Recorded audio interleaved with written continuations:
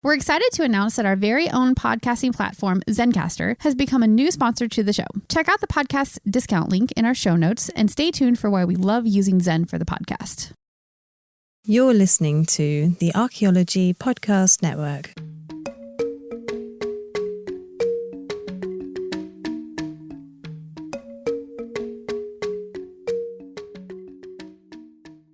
Hey guys, it's David here. Connor and I are not in this episode. We wanted to give this space to our Indigenous friends and colleagues who wanted to discuss an event that happened at the 86th SAAs in April. So we'll catch you guys next time, but please listen to this episode because it's really important and great.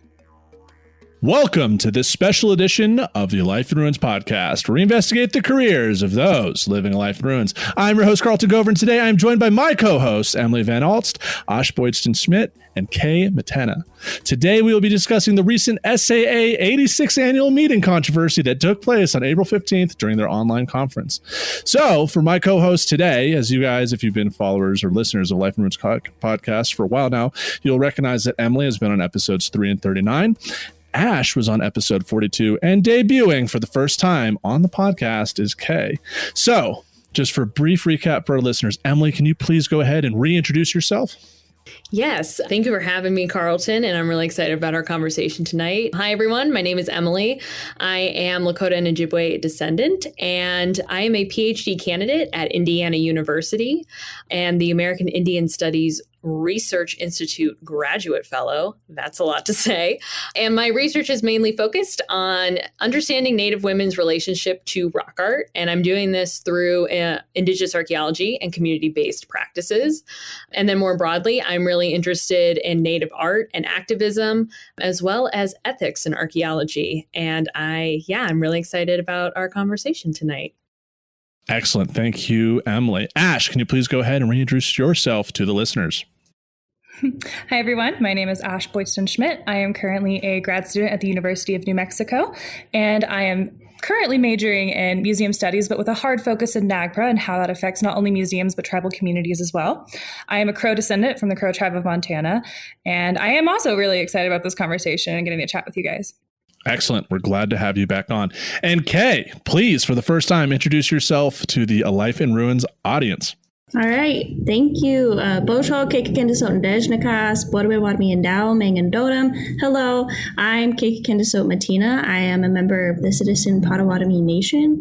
I am also a master's student at the University of Massachusetts in Amherst, currently studying archaeology, but definitely focusing on braiding archaeology with anthropology, traditional ecological and cultural knowledges, and art, specifically focusing around Indigenous tattooing practices in the Great Lakes region, my traditional homeland, to both sort of showcase the erasure of Indigenous tattooing within museum curation practices, but also with a hopeful inspiration for reawakening these tattooing traditions within my own people and culture. Excellent. So, as you guys can all probably tell, listeners of Life in Ruins podcast, it is an all Indigenous cast this evening because the controversy that we are going to be talking about in relation to the SAA, the Society for American Archaeology, had some rather an interesting talk was presented during their, I forget the title of the section itself. The title of their talk, titled, "Has Creationism Crept Back into Archaeology?" Their abstract, which you can find online, which I'm not going to repeat here because that would take most of a segment. It was placed in a session titled Curation, Repatriation, and Accessibility, Vital Ethical Conversations. I, Emily, and Kay all watched it together live for this 86th annual meeting. Emily, how did the story get broken, Emily, that this talk was being presented? Oh, yes. So I happened to be looking through the SAA big giant thing they put out of all of the talks that are happening during those 3 or 4 days. And I was just scrolling through and I typed in, keywords as one does. So I typed in NAGPRA and I was brought to this session and I was like, okay, seems interesting. First one, second one, seems interesting. Third one, oh, what is this? So I read the abstract in its full and realized that it was some deeply problematic stuff.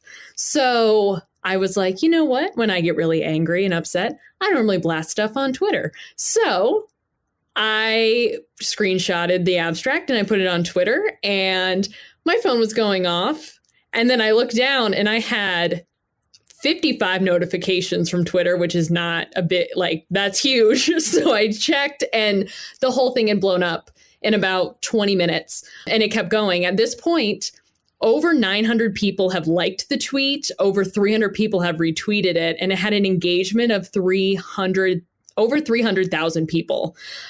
I tweeted it thinking maybe a few people would see it. SAAs ended up having to respond and say, we are aware of a problematic presentation that will be taking place, but remember to be civil, and here are a few links to things. But people also started contacting the ombuds people that were at SAAs this year, which was a new sort of, I guess, structure in place for when issues like this arise. And then the actual presentation happened, and the chat was spicy, we'll call it. Yeah, spicy is one way to describe the chat box. So for those who did not go to the SAA online conference, basically all these talks were recorded a month in advance. Sessions were put together back in the late fall / early winter. So people within sessions knew who was presenting. We'll get to that later. So these were recorded a month ago. What the SAAs did for this conference is basically try to do it the same style as their usual in-person conference, where they had a list of talks that went back to back, which allowed, since the authors didn't have to present themselves live, there's a chat box that they could type and text, answer questions. So yeah, as I checked, Emily, you're still, that tweet of yours is still like the #1 trending tweet on SAA, #SAA 2021. And I had no clue this talk was going on. You're the one that brought it to my attention. Well, you brought it to my partner's attention, who brought it to my attention, and that's how I became aware of it. So we knew this talk was going on. You know, the main warning bells here is that the authors of this presentation, quote unquote, released a controversial book back in September, August of 2020 that had people calling for the University of Florida Press to discontinue the book. Not great. So the same authors from this controversial talk, very much anti-NAGPRA, very much anti-Indigenous ontologies and belief systems. Not great. It's 2021. 31 years. It'll be 31 years this November since NAGPRA 1990 was passed, and we'll get to that as well. Ash, you've read the abstract, you know what all the hubbub is about, but you haven't seen the presentation for yourself. I saw about the first 5 minutes and had a very emotional reaction and had to remove myself from that environment. But yes, I've read the abstract. I have read sections of this book that has come out. And yes, I had much of the same reaction you guys did. Excellent. Kay, what were your reactions to watching the talk? Yeah, thank you for asking. My initial reaction was more so rage, which I think since we all watched it together, we all kind of exhibited our own sense of rage, especially considering I feel like I've been taught that this side of archaeology has been dead. And I was told by my theoretical academic elders of sorts, air quotes, that this sort of line of thinking and theology towards objective science was not actually dead, and they were well aware that it wasn't. And being able to see this and not be taught that like this is actually something that we are still fighting and still hasn't gone away. And yeah, just the whole like also the way that it's turned into complete pseudoscience and not actually scientific. And like clearly within her talk, you can tell she hasn't cited any sort of Indigenous like literature since Vine Deloria's work in the 1960s. So just proves like how she wants to be objective, the objective truth and scientific method, but isn't actually doing any research to investigate the actual facts in the contemporary either. So that was kind of like my initial rage. Yeah, I concur. And Emily, what about you? I think besides rage, which I mean, we all were ragey, but I think my sort of frustration with it is the fact that she's calling for creationism, creeping into anthropology and archaeology. And she quotes and cites the American Physical Anthropologists Association and SAAs about, being anti-Christian creationism. And she constantly calls Native spiritual leaders religious leaders. And so I think my issue comes from the fact that, yes, there are Native people who are religious and are Christian and these other religions, the big three or whatever, because Native people are diverse in their worldviews. But what the problem is that Native people's worldviews and ontologies and the way they see themselves in the world is not religious. It's just the way that we are in the world. And I think that she doesn't understand that distinction at all, because there is a separation. And I've had, aunties and uncles tell me this of like, yeah, going to church is religion, but doing ceremony is being Lakota or being Ojibwe. That's just who we are in the world and how we conduct ourselves. And so Weiss doesn't understand that at all. And I don't expect her to ever understand that, because she's totally coming at this from like a First Amendment separation of church and state thing.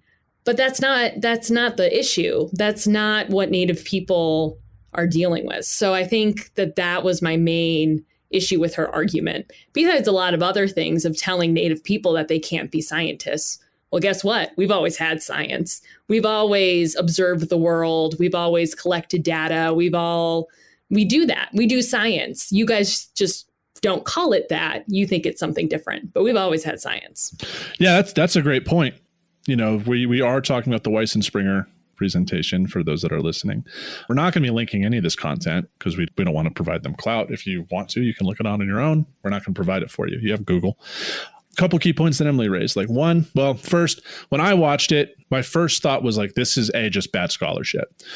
Fundamentally, I was more upset at someone trying to grasp at straws to make an argument than the content itself, because one, and I've discussed this before, I'm not like against anti-NAGPRA viewpoints, because there are faults with NAGPRA and it has been repaired and made better over the past 3 decades. Like, people critical of NAGPRA make NAGPRA better. So it's not being upset that this is specifically, it's anti-NAGPRA, we're Indigenous, so we're mad. It's the content and what she was saying. So as Emily mentioned, she claims that NAGPRA is a violation of the U.S. Constitution's First Amendment, freedom of speech or, protection. Like, you can't have religion in government.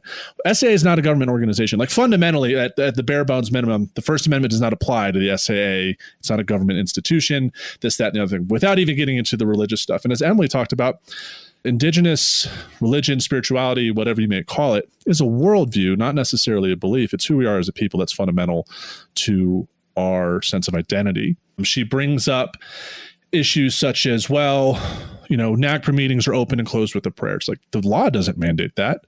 That's just become the best practice to do it. And not all nations do that. It's not standard. It's an interesting argument in the fact that it's not grounded in evidence. It's really just bad scholarship and really borders pseudoscience. And you can tell a lot of that talk itself and the book is rooted in pseudoscientific practices.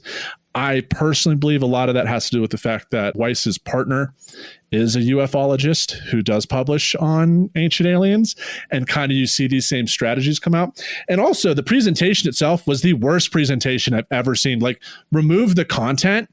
That presentation, there was no PowerPoint. It was just her reading off of paper, nothing. It was no images. It was just straight up reading. It was hard to follow. And it was a long 15 minutes. And as those 15 minutes were dragging on, the chat box on the side was just blowing up with people like, oh my God, how was this allowed? And that's kind of the topic of tonight's discussion, is like, how did this happen? I guess, like, I want to say who's to blame, but how did this slip through the SAA review process, and kind of how has the SAA responded to that? So I'll just kind of volleyball that up into the air if any one of you wants to take that first. Kay, when you were speaking about how you've had people within your academic experience state that these mindsets like, oh, well, they should be gone, but they are still present, very obviously. It really resonated with me because I've also experienced something like that recently with other people within academia, because I'm specifically working towards a career specifically within NAGPRA consultation at some point. And I've had people tell me, well, your position won't be needed. Like, we're pretty much done with this. Like, NAGPRA's done. There's no need to go further. And I think attitudes like that are kind of what allow things like this to slip through the cracks, because so many people become complacent and so many people think, oh, well, we did the work in the 90s. We've done the work now. There's so many inventory notices published. There's been so many repatriations. There's been so many different situations with NAGPRA that, oh, we must have taken care of all of it now. And so that complacency is what allows these different ideals to fester and grow and become what they are, and then get a stage like the SAAs. And I really believe that if we don't speak up and shut these down, and we don't bring education to people who don't think this is a problem, then it's just going to keep continuing. Yeah, thank you for bringing that up, Ash. And I think that like there's this idea that NAGPRA passed and people did everything they were supposed to do and it's gone. But then there's also this pervasive issue of people in general who talk about being allies within these institutions and wanting to burn the institution to the ground, or kind of bring it like decolonizing the institution, right? There's so many people that write about what does decolonization look, but then you look to their own institutions and they have hundreds of ancestors in their basements that they themselves have not dealt with. So it's this idea that like, oh, you're publishing research, but what are you doing on the ground? Literally, no pun intended. And as far as like the allowance, going back to your specific question of the allowance of this to happen, I'm kind of going back and forth of like, am I actually mad that this happened? Because now we know that it's not just her who gave this presentation. There's a whole group of people who are publishing and circling and having this clique of this like sort of pseudo-scientific 1960s, prior to 1960s, archaeology of grave robbing. And that's what they highlight. And now we know that that exists, which is not something I knew before.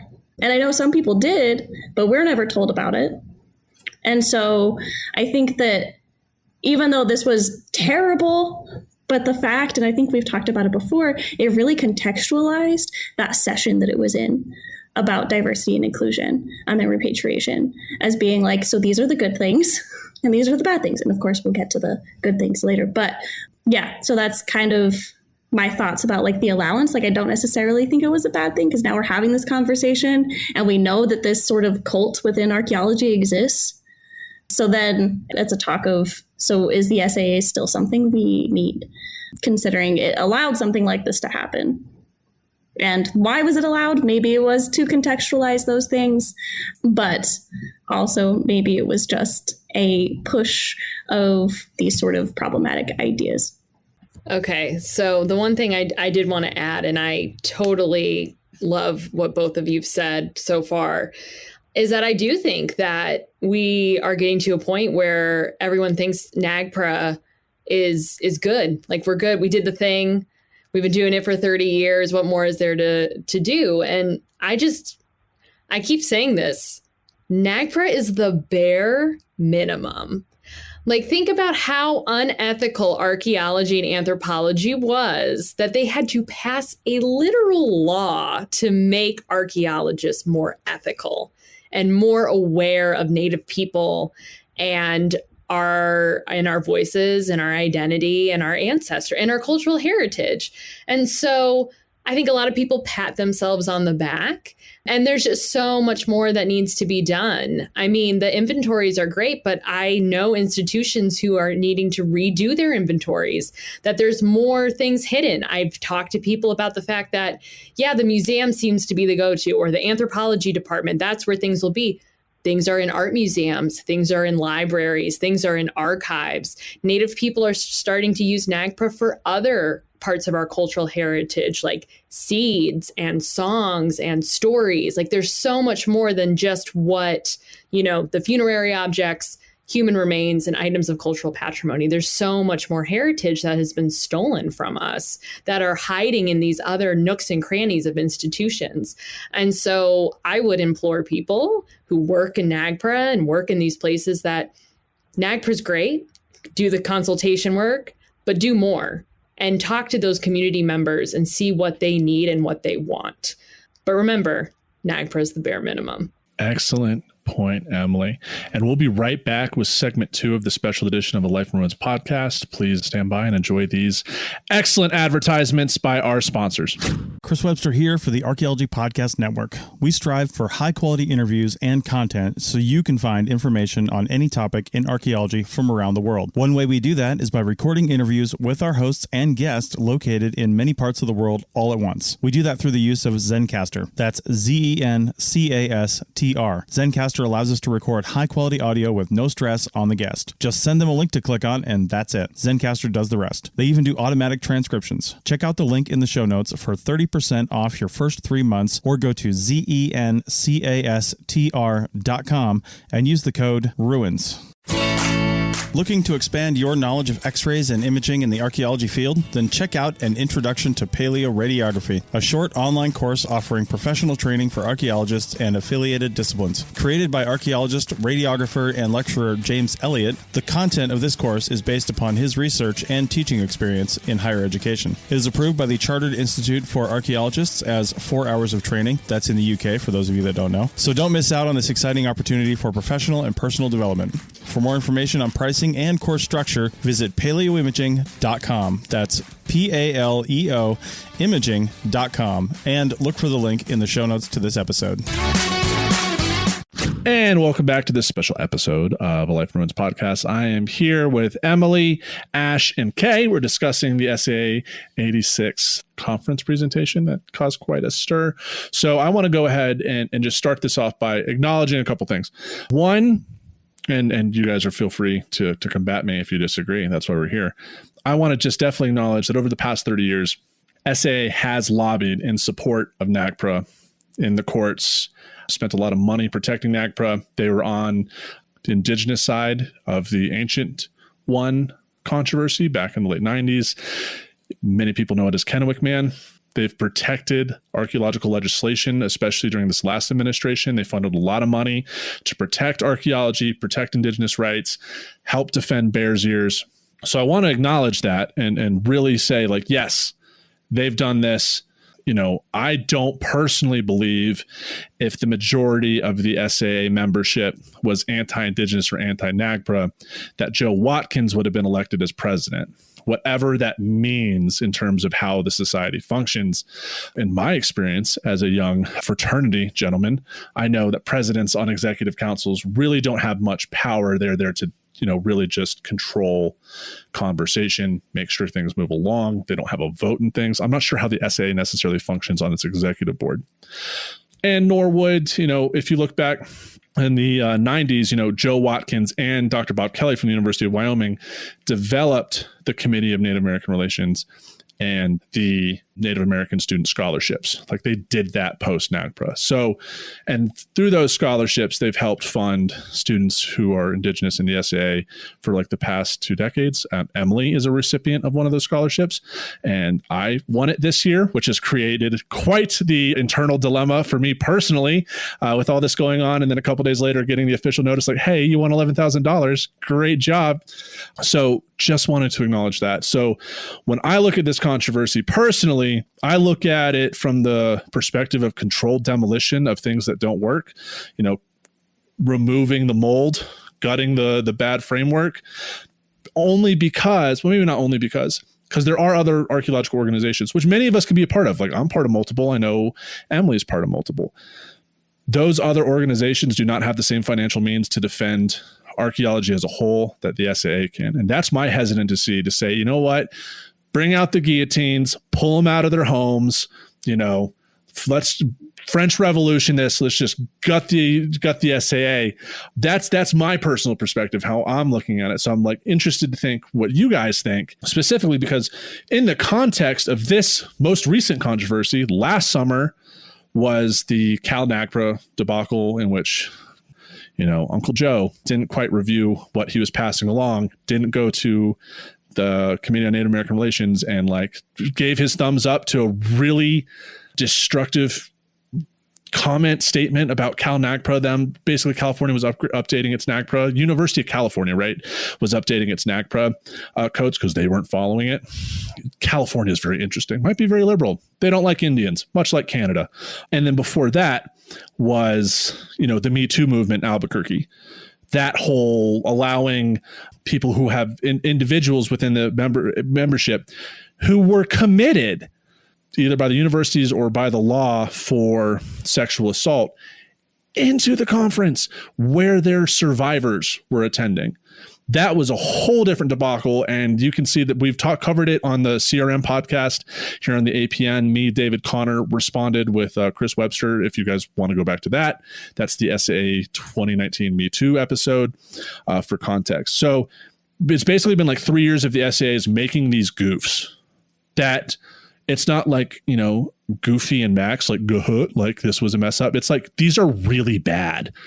That the things that slipped through the cracks had serious consequences for the infrastructure. And since SAA Albuquerque, membership has drastically declined in SAA as a response.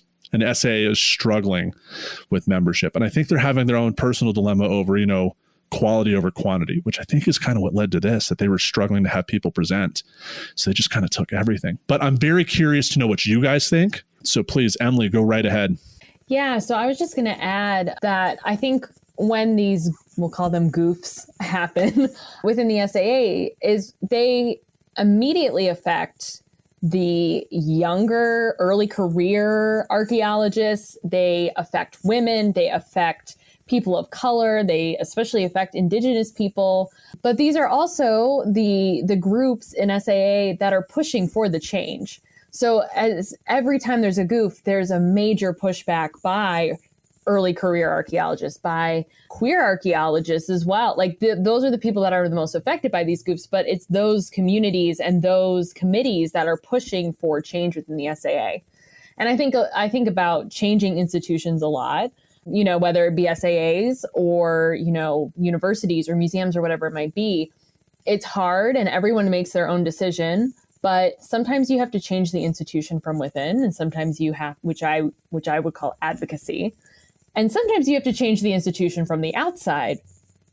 That is activism, and those are two very different things, and they work in different ways. And I don't have a very clear answer as to what I want. I'm not sure if I want to change it from the inside or burn it to the ground. Haven't made that decision yet, but I would like to see the SAAs actually respond to allowing this type of person to have a platform.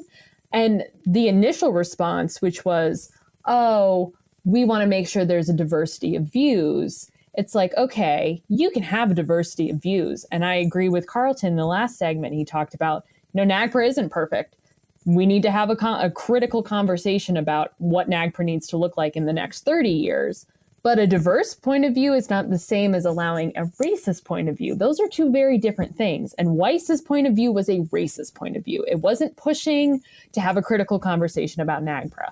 It was inherently anti-Indigenous. And so giving that type of voice a platform really hurts SAA's Indigenous archaeologists, especially. There's a whole new generation of us.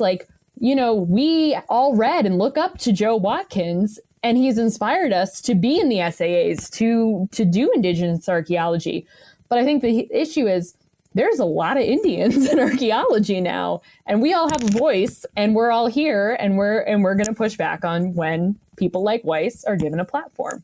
SAA has to be more inclusive of us. It just has to be.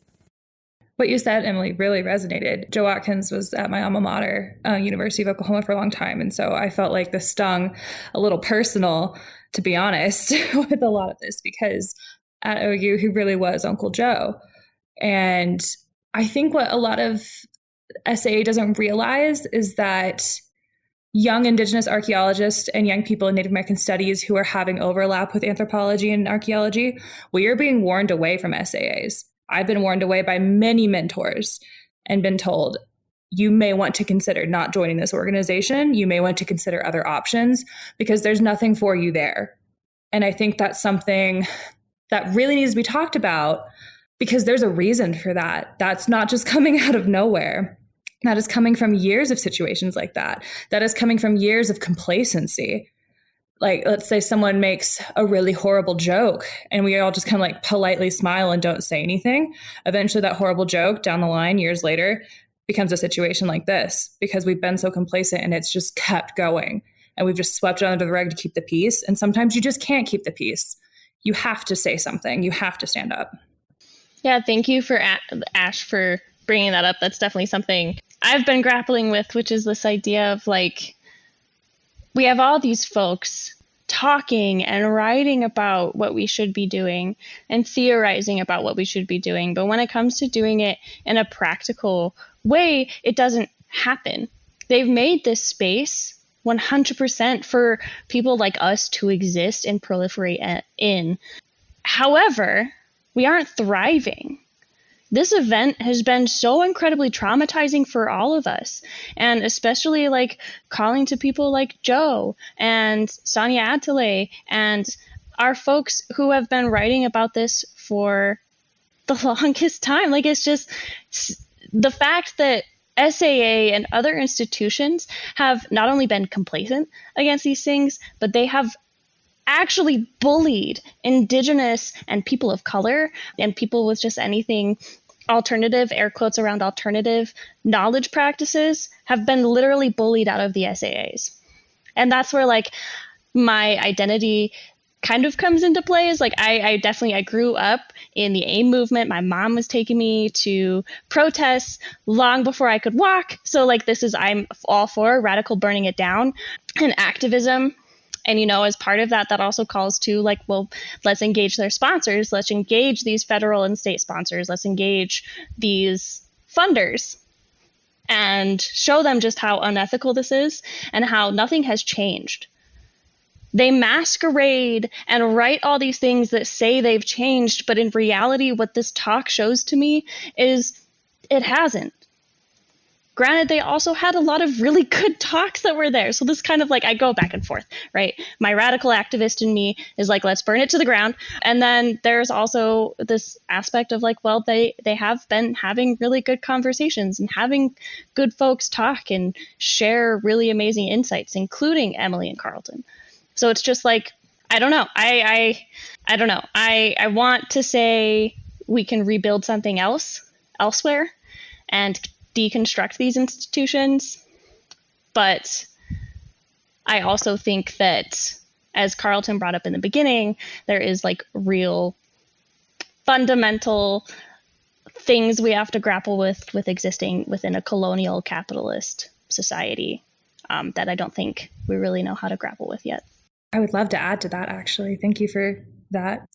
And I think as we look forward, we really need to be concerned with people like Wise teaching, because she is teaching this to our little baby anthros who are going through Anthro 101, who are going through basic bioanthropology, physical anthropology. They're going through the basics, and this is their foundation. And that is incredibly concerning, because I know all of us had good foundations because of where we are today. And we had good mentors and people to look up to. But if this is the type of mindset and teaching that is being put out there, it's just going to keep perpetuating in this cycle, like you were saying. And I think it's incredibly dangerous. And I think it's something that we need to be very, very aware of. And we need to be holding people accountable with situations like this, because when you teach the next generation that this is okay and that this is how we should be progressing, that is just going to set us back pre-1990 NAGPRA. 100%. And, you know, to Kay and Emily's point, I mean, as Indigenous people, our existence is our resistance, you know, even just the day to day. And so from my personal perspective, I'm staying in the SAAs because I see a lot of my colleagues leaving, and I totally support that. I'm in a very interesting kind of nexus where like it was my nation back in 1989 that sued Kansas to create the Kansas Unmarked Burial Sites Preservation Act. Then to go ahead and start suing Nebraska for desecrating our remains to create the Unmarked Human Burial Sites and Skeletal Remains Protection Act in Nebraska, which led the foundations for the Native American Graves Protection and Repatriations Act. And I have family members that helped do that.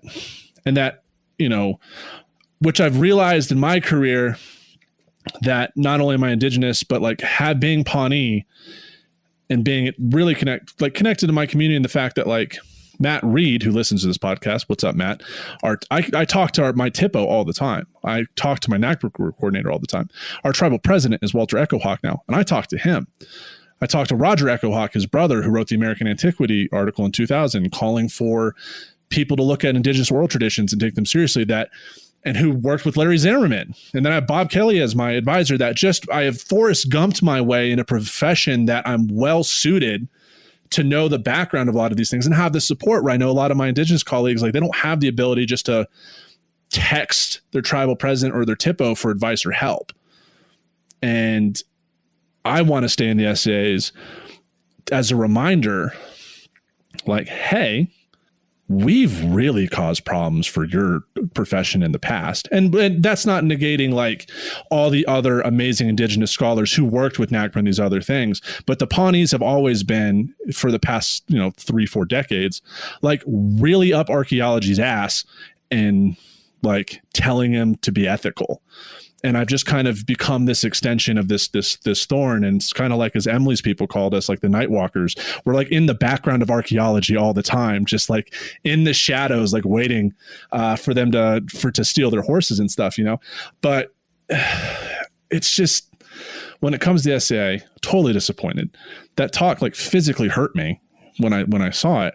And just thinking, because like, as Emily knows, like 3 days after that talk, I had to drive to Nebraska for a repatriation event that I assisted with, or I had the privilege of being present for that. And we hadn't seen these people, since then, how long NAGPRA takes for it to be enacted.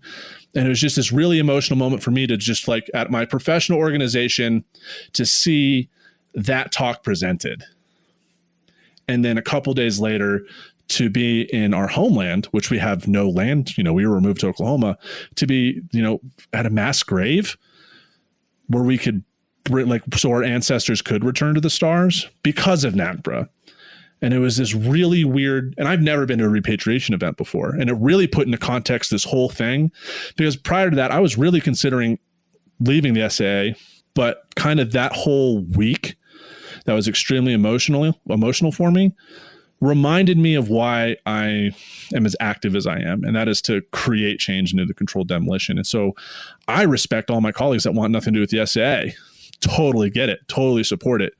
I just won't, because I want to see change, and I'm going to do my best to make it. And if I can't, I can't. I don't know if I'll be able to create that change, but I'm going to at least try before I maybe leave. But my fear is like, I really respect Joe Watkins, and I know the stuff he had to do. And we've talked about this. Like, Joe had to do what he had to do. He had to keep his head down because he was the pioneer that allowed us the space to be here today, the four of us and others, to be able to be like, let's burn this mother effer to the ground. Joe couldn't do that, but he made the space for us. First and foremost, I just want to thank you, Carlton, for all your work that you're doing. I know you don't need the thanks because it's an honor, but it is like, I think the most important thing for me, and something that I'm grappling with a lot, is how we are required to speak up all the damn time, all the time, as Indigenous people. And there's definitely more of us than there was 20 years ago, but there's still not a lot of us. I know for me and Emily and other folks here and listening, there might be folks who are the only Indigenous person in their department. And that's a lot of pressure. And this event highlighted for me just how evident historical trauma is and how painful it is to reckon with when we listen to something like this. I know work like Joseph Gahn out here in Massachusetts has done work to show that historical trauma is in our DNA. We inherit it. It's literally, we feel from the time before, we feel in our blood. So when I think of this talk, when I think of the work that you're doing, Carlton, I hurt for those ancestors that have been touched by people like her, by people who have wanted to study Indigenous people in this gross, separated way. And it's this balance between speaking up all the damn time and speaking our truths, but also protecting ourselves for the fact that this hurts. Like this past week, I've been preparing for my master's comps, preparing for finals, and you've been doing repatriation work, and we've had to just pretend like our trauma didn't exist. I've been crying literally every night since this event because I can't get rid of my ache. And I think that's also something that people need to recognize that often isn't given credence or recognition, that historical trauma is a real trauma that needs healing. But we also cannot hold everyone's hand all the damn time like you are offering to do, Carlton, because it's exhausting. And I mean, the way that the Pawnee and other Indigenous nations have been speaking up when others cannot is empowering and powerful. But it's also like, why is it we, the colonized, the ones who were invaded, who have to speak up and learn and teach these people? That's my constant battle is like, why is it our job to hold their hand, to teach them the ethical thing to do, which is not be gross with Indigenous people's remains, with people of color, with quote unquote minority communities, and commodifying them and objectifying them? Like, why is it that we have to be the ones holding their hand? Absolutely. And I think if Ash or Emily, you have nothing to follow up on, I think that's a very articulate and beautiful point to end this segment on. So we'll go ahead and wrap up segment 2. We'll be right back with this special edition of Life and Roots podcast. You may have heard my pitch for membership. It's a great idea and really helps out. However, you can also support us by picking up a fun t-shirt, sticker, or something from a large selection of items from our TeePublic store. Head over to arcpodnet.com/shop for a link. That's arcpodnet.com/shop to pick up some fun swag and support the show.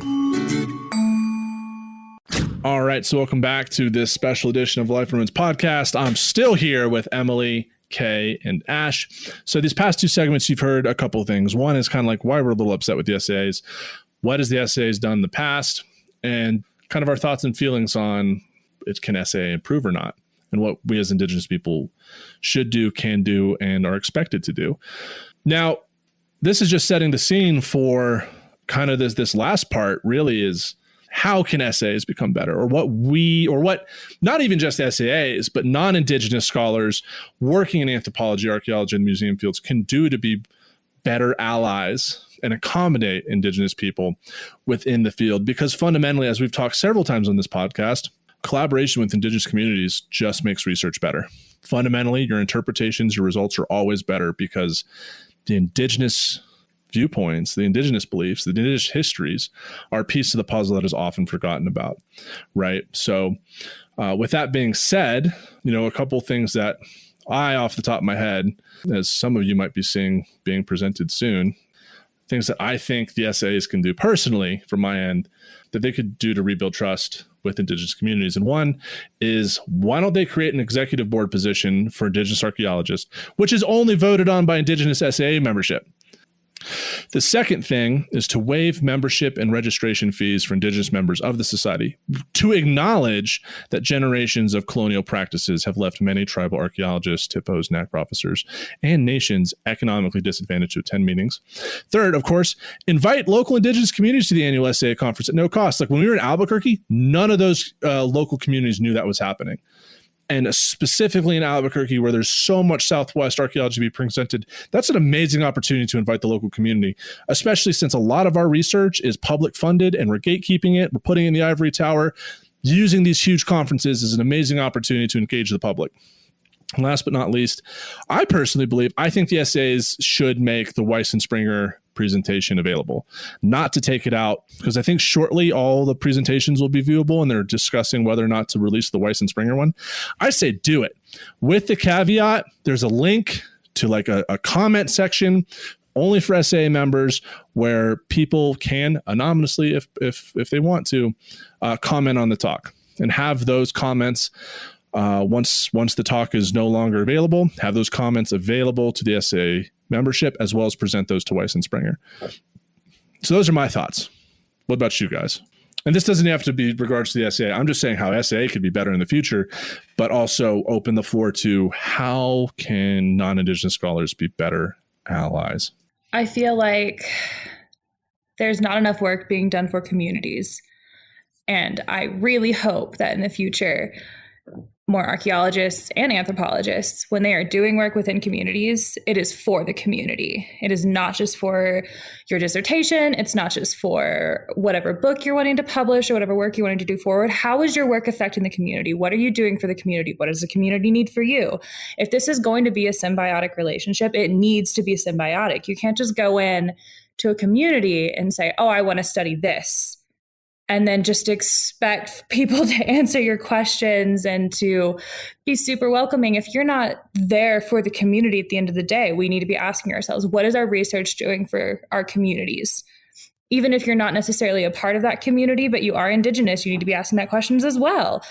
And I see too many people, not so often Indigenous archaeologists, because they pretty much are always there for their communities. But I have been seeing a lot of non-Indigenous archaeologists saying, oh, I'm really interested in this, I want to study this, but then they don't ask what they can be doing for the community with that research. And I feel like that needs to be the base of your question. I think a lot of the time what happens is that researchers go in with questions for the community without actually having created those initial questions with the community. Like, there's a very big difference between that. And I will say it is hard as a PhD student or an MA student to try to do a fully community-based project. 100% very difficult to do. You have a lot of constraints with your institution of what they expect you to do for a dissertation. And I could go into community-based work for, a whole other, podcast episode.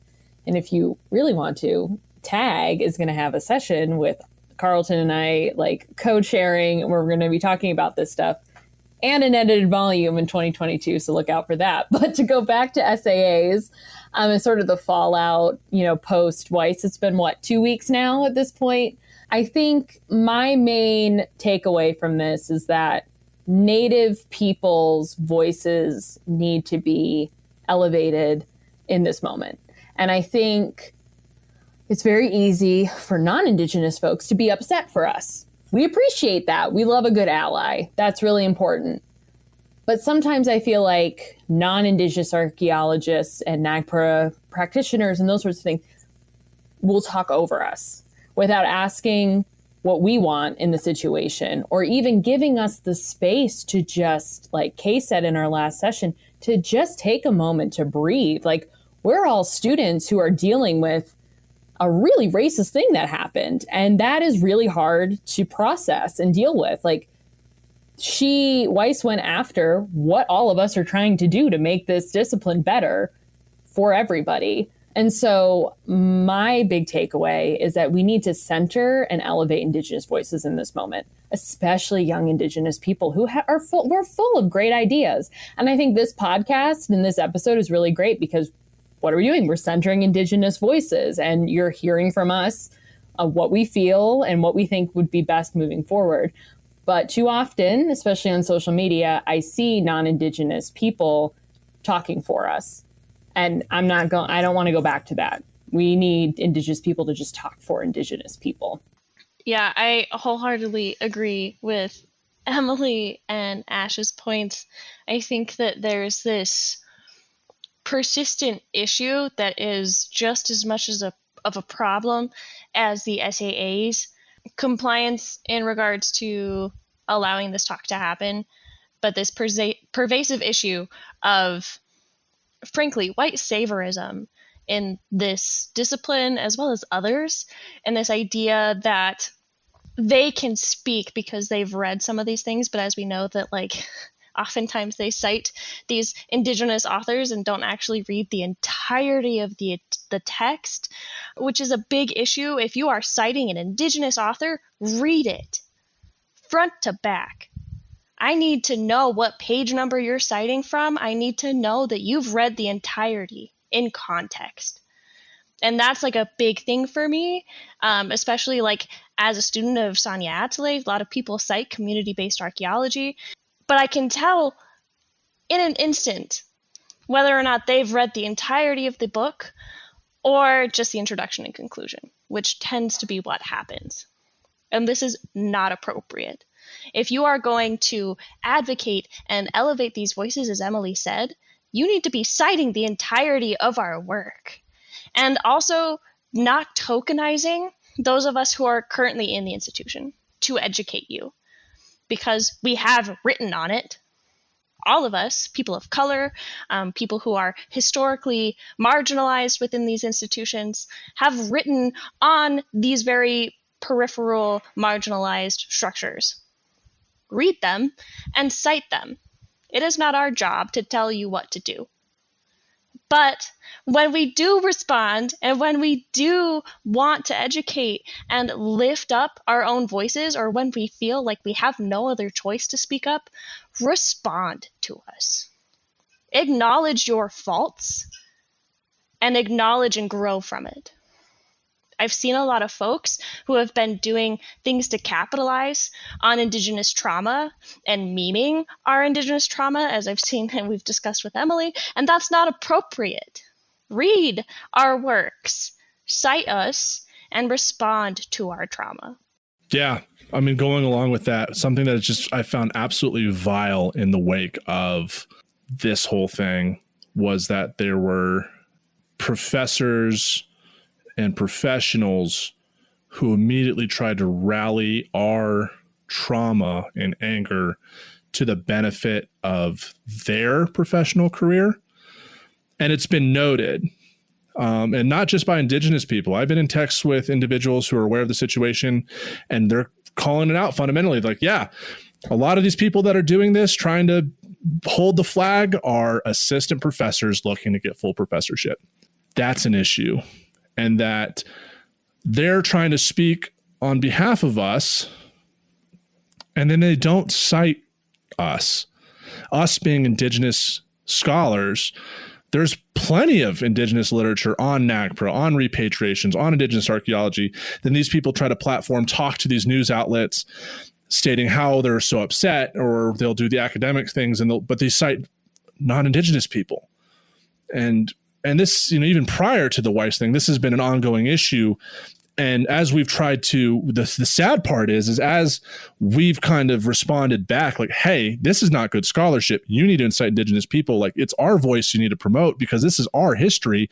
That fundamentally, anthropology needs to be reminded that U.S. archaeology by non-Indigenous people is not for our benefit. It's for primarily their benefit, their personal benefit, their personal interests, that we're a topic of study. And I've been really upset to see that when we do, we're not like, in the instances that I'm talking about, we talk to these people who don't cite us and remove our voice. They get upset, and then they shut down, or they go into their own private discords or text messages and try to rally support behind them. But I think we're starting to see, as Kay, Emily, and Ash have all mentioned, like, there's a lot more of us today than there were back then. And fundamentally, we all talk, which I don't think many people understand, is our Indigenous network. It's just like the network back before colonization. It's vast, it's interconnected, and it exists. And when someone steps that line, even though many of us might be students, we're taking names. We know who not to work with specifically. And so a lot of these people who might not even recognize like what they're doing is getting around. But the fact of the matter is when something like this, as you've heard today on this podcast, that talk emotionally affected us because it attacked who we are as Indigenous people and our belief systems. So when we start seeing people who call themselves allies capitalize on that for their own benefit, or try to force us to do talks, to do webinars without our permission within a week, like for some instances, it was like 2-3 days later, that's not acceptable. You're not an ally. You're just as bad. You know, it's not black and white for us. Like, we have ratios of our enemies, you know, our top priority targets. It's like the old deck of cards the military uses to find bounties, right? Like, we have our aces, we have our kings and queens, but, you know, we still have the 2s through 10s that are maybe lower tier, but they're still not allies. You know, give us space to like reconvene, because some of us, as Kay mentioned, we're the only Indigenous student in our department. Even our advisors might not understand our trauma, that we have to deal with this ourselves. And since we're all college students, many of us can't go back to our home communities to do what we need to do as Indigenous people to get right with ourselves. And what I mean by that is like to get right spiritually, because the historical trauma that is in our DNA, when these events happen, it starts flaring, and we can't concentrate on many other things. And we have our own practices that we need to get these things out of our system.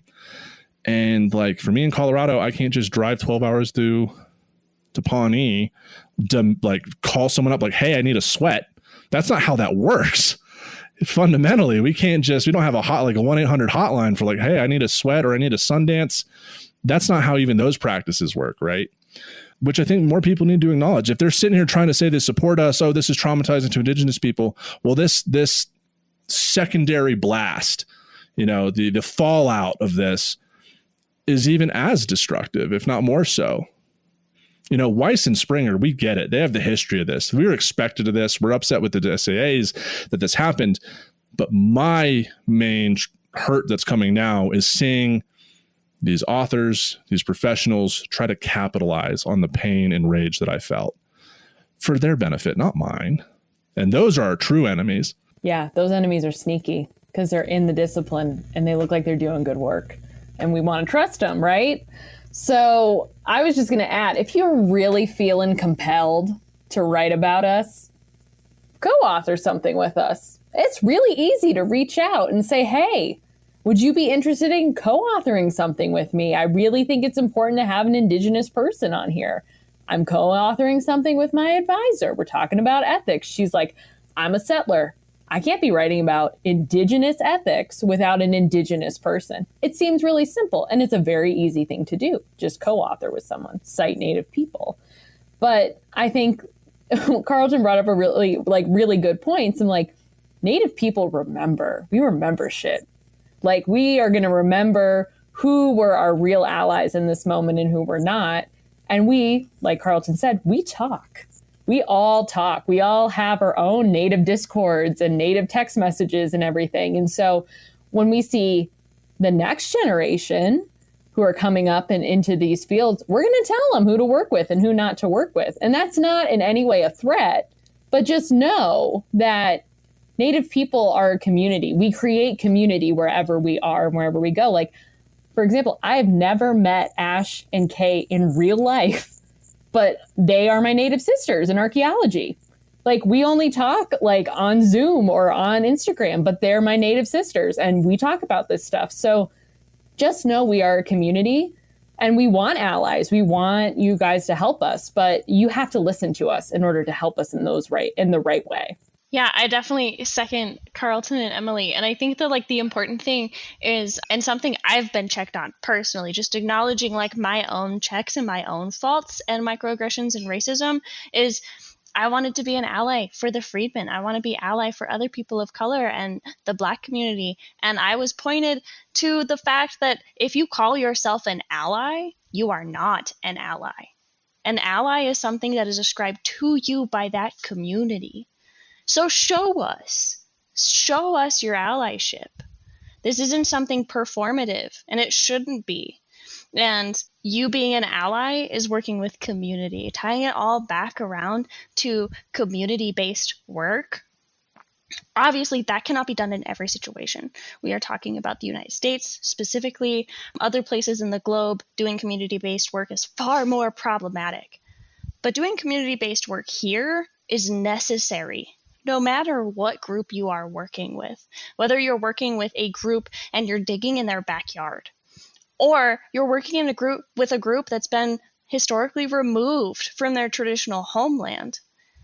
You need to get those perspectives in order to produce a holistic archaeology and be a true ally and find those relationships, build those relationships with community. Because doing community-based archaeology, doing community-based work is all about relationships and building fundamental connections, friendships, partnerships with Indigenous communities. Not just writing about it on your own. That's not going to get you anywhere. And you're not actually fundamentally investigating the people who are affected directly by NAGPRA allegations. So the thing that we have to consider as archaeologists and anthropologists and people in any discipline, especially associated around NAGPRA, is we are innately doing a political act. And this has ramifications for people outside our discipline. And we need to consider that and call those people up and build relationships with them in order to understand how this affects them. Because even as Indigenous archaeologists, we can come here and talk to you today and be that intersection. But for folks who are doing community engaged work, we as Indigenous archaeologists can't always be that intersection for you. You need to be doing community-based work in order to build those relationships and do an ethical archaeology and be a true ally. I would love to build on that as well and say that there are going to be situations where you mess up, whether you're Indigenous or non-Indigenous, because Indigenous people will call you out no matter who you are, and they will let you know you are not behaving how you should be behaving. You are not living this relationship the right way, and they will let you know.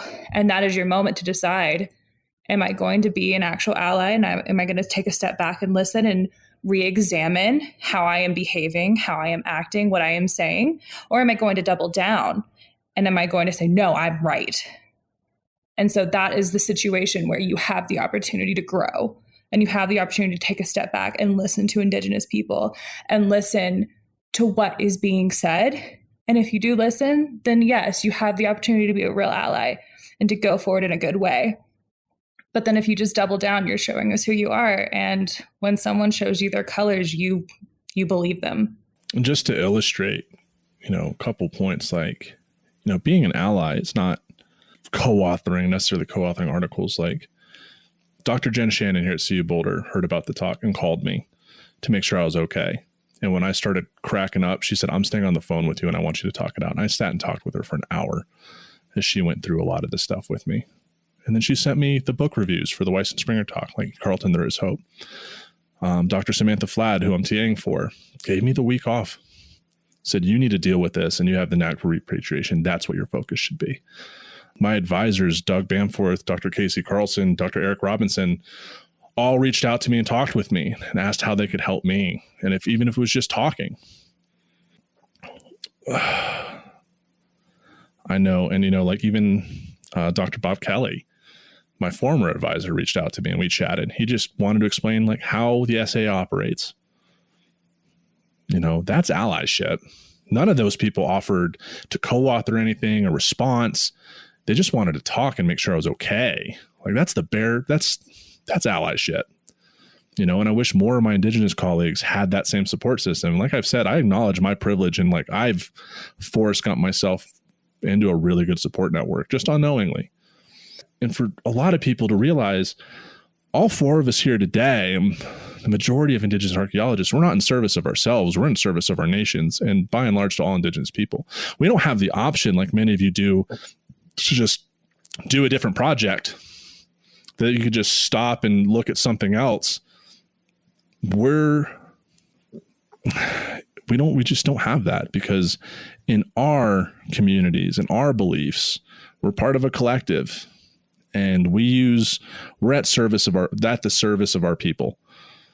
And that's how we operate. We don't have it easy just because we're Indigenous. We can go research what we want. There's been many times I've been told you can't talk about that. This is not what we're used to. You don't have access to this information. I do what my nation wants me to do. And after I get my PhD, I have like a list of projects from the community that have asked me to look up, because that's what I'm here for. I'm not for my own fame. And I know that's true for Ash, Emily, and Kay.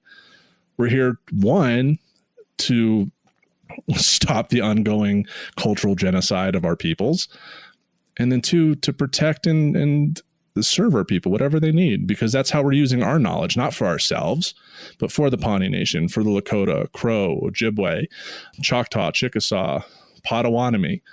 Like, we're here for people, for everyone else. We're kind of these knowledge keepers. And I want to give ourselves that title, but we have a specific set of skills that we want our nations to be able to have at their disposal, just as it used to be before colonization, even during colonization. That's just how all of our nations operated. You didn't do anything by yourself. You did it for your people. And that included anything from growing crops, hunting bison, to even warfare. Pawnees and Lakotas didn't kill each other for themselves. They did it to protect their nations. We're always thinking about the greater good. And that's what's so upsetting about Weiss or the people taking advantage of us, because they're doing it for themselves. And I want to mention this, and Doug told me this, and I want to acknowledge that. He reminded me that conducting any science, including archaeological science, is a privilege. It's not a right. And that goes for everybody, the Indigenous included. We're privileged to be able to work on behalf of our people. So for all those listening, remember that and think about that. Any final thoughts, guys, before we end this episode? I just want to say, Yakoke, thank you for providing this space for us today, because it has meant so much. Yeah, I just want to echo that. Thank you for creating this space. I feel like this has been also really therapeutic for us in a way. And it's, especially with the ongoing pandemic, it's nice to have this supportive space, even if it's, internet, digital.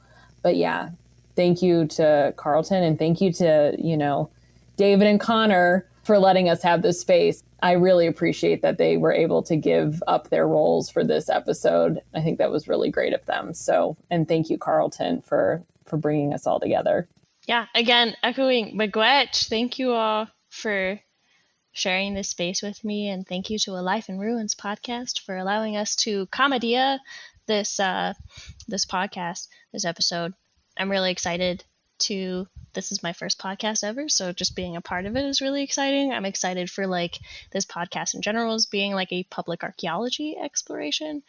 And yeah, I'm really happy to be with this space and share my rage, because we often don't get to do that a lot in academic institutions. So being able to just share and vibe in my anger, but also have a very generative conversation with you all.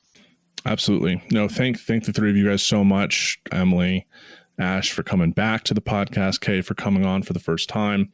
It's meant a lot that we were able to organize this relatively quickly, especially with our busy schedules at the end of the semester. And yeah, really huge thanks and gratitude to Connor and David. When I asked them if I could do this, both of them immediately said yes, and they didn't want to participate because they wanted to give this our space. And they fully support what we're doing here.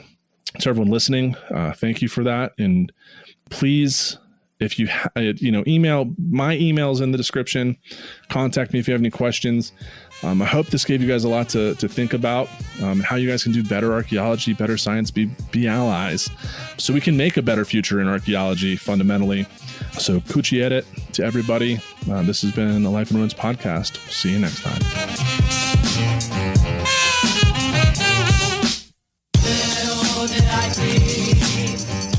Thanks for listening to A Life in Ruins podcast. You can follow us on Instagram and Facebook at A Life in Ruins podcast, and you can also email us at alifeinruinspodcast@gmail.com. And remember, make sure to bring your archaeologists in from the cold and feed them beer.